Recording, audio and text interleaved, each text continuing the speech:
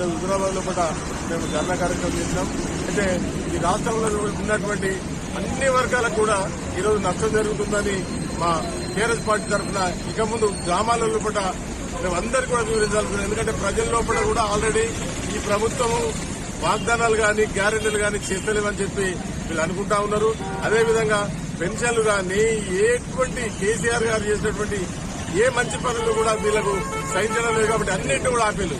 ఇలా కేవలం కాంట్రాక్టులను దృష్టిలో పెట్టుకుని 20% మీద వాళ్ళు నడిపించుకుంటా ఇలా రాష్ట్రాన్ని ఎలా తీసుకుంటారు తప్ప వాళ్ళకి ఉన్నటువంటి కాంట్రాక్టర్లు అందరూ కూడా డబ్బులు ఇస్తున్నారే కానీ ఇలా పెన్షన్లు మాత్రం ఇస్తలేదు.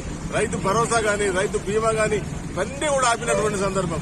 కాబట్టి ఈ చర్యలన్నింటినీ కూడా ఇప్పటి నుంచి టీఆర్ఎస్ పార్టీ ఆధ్వర్యంలో పట్ల ఎండగడతాం.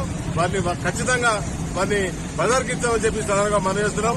జగదీశ్వర్ రెడ్డి గారిని వెంటనే సస్పెన్షన్ నుంచి రద్దు చేసి వారిని మళ్లీ అసెంబ్లీలో కూడా వారిని మాట్లాడే విధంగా ఈ రాష్ట్ర ప్రజలందరూ కోరుకుంటున్నారు కాబట్టి అది తక్షణమే చేయాలని చెప్పి డిమాండ్ చేస్తున్నాం.